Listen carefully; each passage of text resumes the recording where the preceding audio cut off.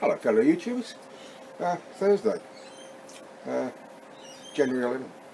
I had a doctor's appointment at 11 o'clock this morning and I kept it, and the prime reason for the visit was to ask about the blood test I had taken when I went to see the specialist 18 months ago. It's the one where it's taken from the wrist. And I remember vividly having that test because it wasn't done at main office or surgery, but I had to go to another place, a laboratory, to have it done. And I vividly remember getting it done. But you know, there were no results. And I said to my doctor, oh, that's a bit crooked. Whoops, stop shaking. And I said to my doctor, how come? How come there aren't any results?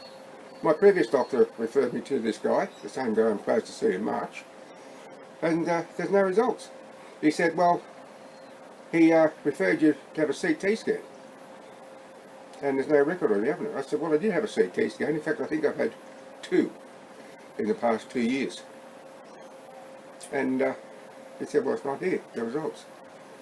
I also had an MRI scan, and I vividly remember having that because they have to pump the dye into you. I remember having that pumped in, and how warm it made me feel. Look, I'm sorry I'm not looking at you because I get a little bit confused here, whether to look over here or wherever. Anyhow, I do like to prefer to look in the lens of the camera, but the iPad's a bit of a different setup, and I can't use my Canon camera because I still haven't got a recording light. Anyway, what was I saying? Yeah. Anyway, I said to the doctor, what has a CT scan got to do with results of my blood test? Oh, well, he just, well, he sort of shrugged it off. And I said, well, come on, what has a CT scan got to do with the result of my blood test? Oh, well, if you have the CT scan, then perhaps all will be revealed. I said, I don't need a CT scan. He said, well, because I said, there's nothing wrong with my back. There's never been anything wrong with my back. I said, I just don't understand why you don't have the results here. Which is why the idea of going to see this specialist, I'm undecided on. In fact, I'm sick of having tests. I really am. I'm fed up with having tests. I'm fed up with the medical profession as a whole. I think the medical profession in this great country of Australia needs an enema with a high pressure hose. True. Yeah, I don't know. And from what I understood about my blood oxygen level, yes, a dear friend of mine pointed out that oximeter readings are not 100% accurate, but they're within 2% either way, so that was good enough for me. So if the reading was 100% when I got to the hospital, well, the doctor there said, you're not going to be recommended for home oxygen. So what's the point of me going to see this specialist and spending $300? Sure, I'll get a lot of it back, but paying him again when I saw him before, and to me, I got no results for it. What was the sense of paying the money for to see him? Oh dear, I tell you, I'm really fed up with it all. Yeah. So yes, I'm in 2 minds about going to see the specialist in March. I really am. It's hot here again today. It's a little bit overcast, so it's not as bad as it was yesterday. And I'm not as breathless as I was yesterday. However, I did have a breathless episode when I went to town, because not from where I had to park to go and see the doctor. I could park really close to the other end of town where the surgery is, but where I had to go to the supermarket and the chemist. And because it's the holiday season here in my hometown and the population doubles, talk about aggravation, I could only find a park way in a back street, way at the end of a back street, and I had to walk a fair distance, probably 400 metres, which normally would be a walk in the park, but it's no longer a walk in the park for me with my lungs. Anyhow, I went to the chemist and I put my scripts in, then I went over to the supermarket and got 6 litres of milk, and I went back to the chemist and picked up my scripts, and then I had to walk the 400 metres back to the car. Well, by the time I got to the car, I was really breathless, and panic started to set in. And when I have breathless episodes, I have an urgent need to urinate. And I just had to go. I just had to, because once I relieve myself, I tend to feel a little bit better. Well, I had a look around, and behind me, and I thought, well, okay, I'm not in a bad position here. So I opened the driver's side door, of course, and I just stood with my back to the road, and I relieved myself. And I did feel better. But it still took me a few minutes to catch my breath. But what's been happening with me of late too, and this, I know this is very personal, but it's something I feel I should say. I've of late at times, when I urinate, I soil myself too, just a little bit, but it's very embarrassing, not to mention inconvenient and a little messy. I'm just telling you the truth. I don't know if it's happened to other people as well. When my wife and I go shopping, I invariably have to go to the toilet. And you always have a feeling when you're going to, when you're urinating, you begin to urinate, if you're going to actually soil yourself as well.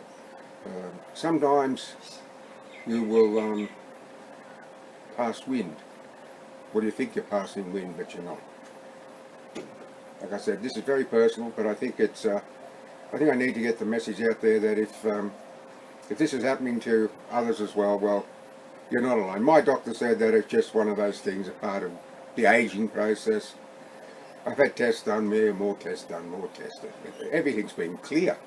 I've had a myriad of tests over the years, and everything's been clear, which is good, except for the X-ray in my lungs, which shows I do have emphysema, COPD, call it what you will. Yeah. And on another note, more cheerful note, the tree lopper that was supposed to come here yesterday at 8 in the morning didn't show up, didn't have the decency to let us know what was going on. Later that day, I finally talked my wife into giving him a call. I wanted to call him earlier and tell him to F off, but she didn't want me to do that, but we did give him a call, and he had his answering service on straight away. Straight away, as soon as it kicked in, the answering service on, so he was feeling as guilty as sin, and he didn't want to hear from us. Well, I told him then that he could F off, and then my wife grabbed the phone, shook her head. More aggravation. And she had words that took. Anyhow, he sent an SMS on my phone, even though my wife had given him our landline number. He sent an SMS on my. And she said, "Oh, when you were in seeing the doctor, your phone made a noise." I said, "Oh, that's a message." So anyhow, I checked the message, and he said, "Hi, I'll be coming next Monday." And I thought, "The hell you will be? You." Yeah, my wife shook on the deal.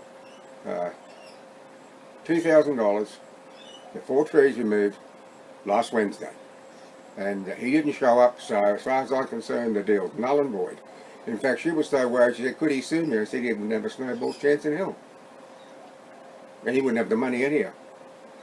So anyhow, we got another person in, and they quoted $2,100 for the 4 trees, and my wife said she's got to get someone else to come as well.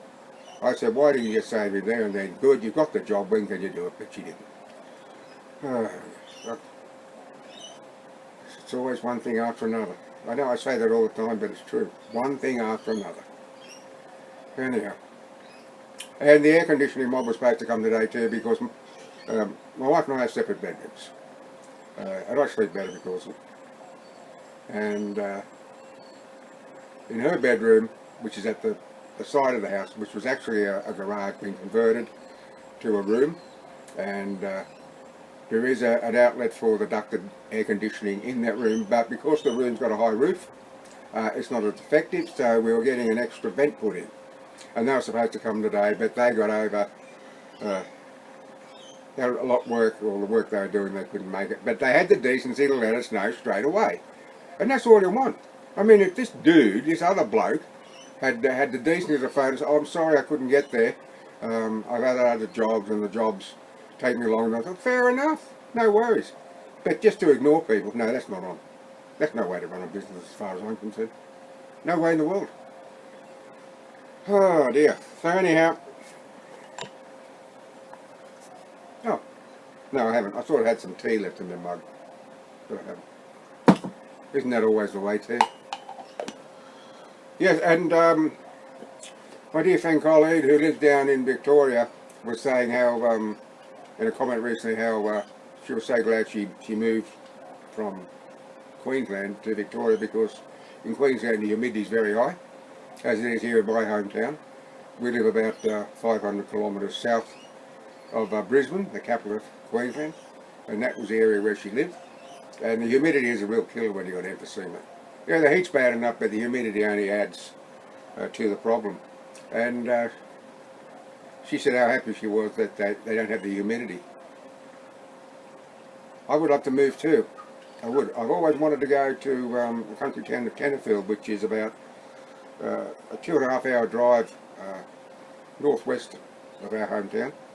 And I've noticed or watched the weather reports on there for decades, and far better than here it is in our hometown. But that's out of the question. We've got too much stuff, and we're just getting too old to be moving. And there's a lot of stress involved in moving, and I just couldn't put up with it. I just couldn't. So I'm stuck here, and I just got to make the best of it and the most of it, and be thankful for what I got. Maybe I should put in a nice lotto entry. Maybe I might knock it off. No, so this is where we'll be and for the rest of our lives, and this is where I will die, and somewhere in this house there will be an urn with my ashes in it, because I made it clear I want to be cremated. Yes, yeah, I actually said to my younger boy, when you get the ashes, I said, and if you get interested in shooting, whether it be target shooting, or clay pigeon shooting, whatever, well, I'll show you how to reload the shotgun shells, and you can put a little bit of me in this shotgun shell. He thought it was a great idea. When it'll happen, I don't know. See, a bit of lateral thinking there. They can say, where's your father? And he could say, well, there's a little bit of him over here, a little bit over there, a little bit back here. I said that I would be telling some stories about my camping trips away, and I will. But I've also got some standard 8mm footage of. I bought my first camera when I started work in. After I left school, I first started work in 1964. I started to save my money, and I bought my first movie camera. I've still got it here, as a matter of fact. And I used to always take the camera away on our hunting trips and that.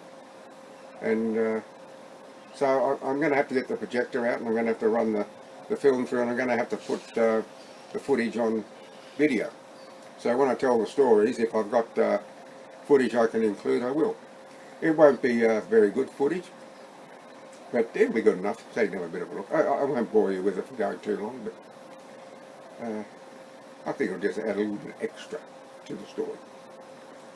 Well, that's about it. I don't know how long I've been recording for. I can't see. No, can't see what it is, because there's something behind here that is. There's something here. Oh, 14 minutes. There you go. Oh, by the way, I was going to transfer all my aggravation book readings onto a flash drive thing. So I bought one 32 gigabyte, but I would have needed 2 at least. But anyhow, I put the damn thing in and it wouldn't work. It wouldn't accept a 4.6 gigabyte file. So I right-clicked it, and I got Windows 10 to run a scan on it, and it was compromised. So I got to take it back to the supermarket and get my money back. So anyhow, these things happen, don't they? What can I say? Well, that's about it.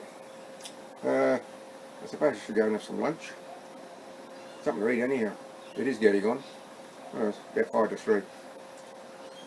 Oof. So I want to thank you for watching, and until next time,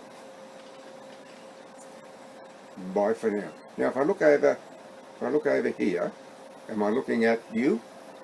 If I look over here, yes, am I looking at you?